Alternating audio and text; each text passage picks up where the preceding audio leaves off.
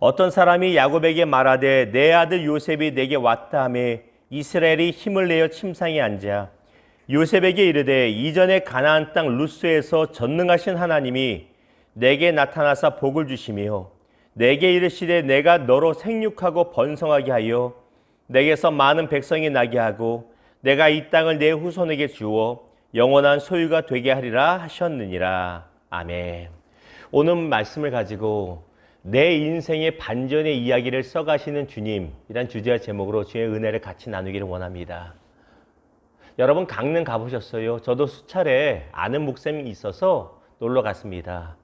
강릉에 가면 저 바닷가 쪽에 가면 오죽헌이라는 곳이 있어요. 여러분 아시죠?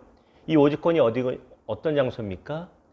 우리가 잘 아는 율곡 이희 선생과 그분의 어머니 신사임 등이 살던 곳이 바로 이 오죽헌입니다. 신사임 등은 자녀를 잘 교육했던 분으로 유명하고요. 또 하나는 예술적인 재능이 뛰어났던 분으로 우리에게 잘 알려져 있습니다. 그런데 신사임당에 관한 유명한 이야기, 심지어 초등학교 교과서에도 실려있는 이야기가 있습니다. 자, 여러분 아시죠? 하루는 그분이 살던 마을에 잔치가 벌어졌습니다. 그런데 잔치에 참석한 한 여인의 치마에, 비단 치마에 각종 음식의 국물이 튀어서 얼룩이 여기저기 튑니다. 얼룩덜룩해졌습니다. 이로 인하여 이 여인은 크게 근심하기 시작합니다. 그때 신사임당이 그 여인을 달래주면서 먹과 붓을 가져오라고 시키고 그 먹과 붓으로 여인의 얼룩덜룩한 치마를 펴놓고 그림을 그리기 시작합니다. 그러자 치마에 튀어있던 보기 싫은 얼룩들이 어느새 아름다운 포도송이의 그림으로 변했다고 하는 이야기가 있습니다. 자, 놀라운 일이죠. 얼마나 솜씨가 뛰어났으면 얼룩들이 정말로 더 이상 쓸 수 없을 것 같은 빠지지도 않은 얼룩들로 인하여 다 끝난 것 같은 치마가 멋진 그림에 그려지는 하나의 배경이 되었다는 것입니다. 왜 이 말씀 드리냐면 제가 5만 원짜리를 너무너무 좋아해서 이 말씀 드린 것이 아니라 우리 주님의 솜씨는 신사임당과는 비교할 수 없을 만큼 훨씬 더 뛰어나고 놀랍다는 것을 말씀드리기 위함입니다. 우리의 인생을 돌아보면 각종 얼룩들이 참 많습니다. 어떤 얼룩이요? 상처로 가득한 얼룩이 많고 살면서 넘어졌던 얼룩이 많고 살면서 죄졌던 실패했던 얼룩이 있고요. 질병의 얼룩이 있고 얼룩의 종류도 다양하고 그 수도 너무 많아서 돌아보면 한숨이 나옵니다. 그런데 이 얼룩들이 주님의 손에 맡겨지면 주님께서 아름다운 그림으로 바꿔주신다는 것입니다. 다시 말하면 우리 주님은 내 인생의 반전의 이야기를 써가시는 참 멋진 분이십니다. 이 사실 믿으시고 힘내시고 위로받으시기를 주님의 이름으로 축원합니다.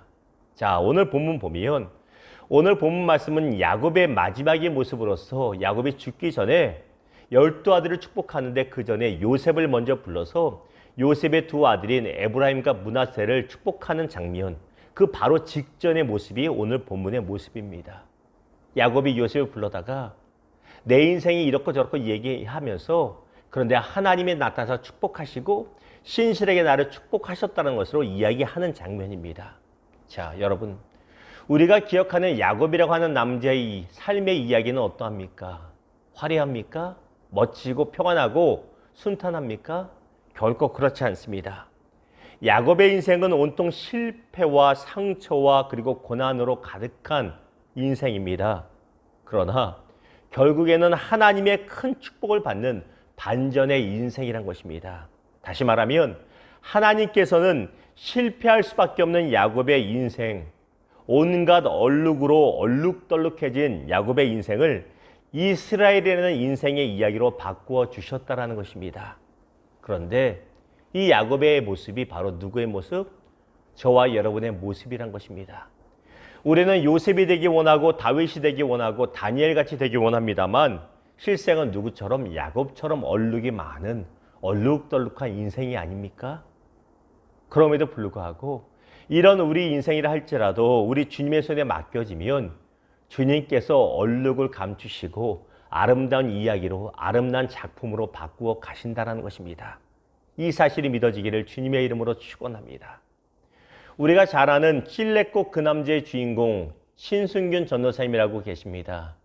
누군지 모르시겠어요? 그럼 박순애 전도사님은 아시죠? 그분의 남편 되는 분 아닙니까? 이 신순균 전도사님은 깡패였고 온갖 나쁜 짓만 골라서 하던 분이었습니다. 이분의 책인 찔레꽃 그 남자를 읽으면 역겨워서 죄송합니다만 부담스러워서 더 읽고 싶지 않을 정도로 참 죄 가운데 죄만 골라가며 짓고 살던 분입니다. 얼룩이 얼마나 검정색 얼룩이 알록알록하게 졌는지 가망이 없는 것 같은 인생입니다. 그러나 이런 인생이라 할지라도 주님의 손에 맡겨지니 주님이 새로운 인생으로 반전의 이야기를 지금도 써가고 계시다라는 것입니다. 사랑하는 성도 여러분, 우리 인생도 마찬가지입니다. 얼룩이 많아도 주님 손에 맡겨지면 주님이 새로운 인생을 쓰게 하심을 쓸 수 있음을 기억하시고 주님께 의탁하는 우리 인생 되기를 주님의 이름으로 축원합니다. 말씀을 맺겠습니다. 여러분 진주 아시죠? 이 진주라는 보석은 다른 보석, 금이나 은이나 다이아몬드처럼 땅 속에서 나오지 않습니다. 어디서 나옵니까? 바로 살아있는 조개 속에서 나오는 것이 이 진주입니다. 같은 보석이어도 뭔가 다른 것이 이 진주 아닙니까? 그런데 우리가 알다시피 진주가 만들어지는 과정은 조개의 몸속에다가 모래알 같은 불순물, 이물질을 집어넣습니다. 그러면 조개는 그 이물질 때문에 따갑고 아파서 이 아픈 것을 감싸기 위해서 낙하라고 하는 체액을 분비합니다. 아플 때마다 계속 분비합니다. 그리고 그 분비물이 쌓이고 쌓여서 만들어진 것이 바로 진주라고 하는 아름다운 보석이라는 것입니다. 다시 말하면 진주는 아픈 상처와 실패의 이야기를 아름다운 이야기를 바꾸어 낸 결과물이 바로 진주라는 것입니다. 저와 여러분의 삶도 마찬가지입니다. 비록 우리 삶에 아픈 상처가 있고 끔찍한 과거가 있고 실패의 역사가 있다 할지라도 얼룩덜룩한다 할지라도 우리 주님의 손에 맡겨지면 아름다운 진주와 같은 반전의 이야기로 쓰여짐은 기억하시기를 주님의 이름으로 축원합니다.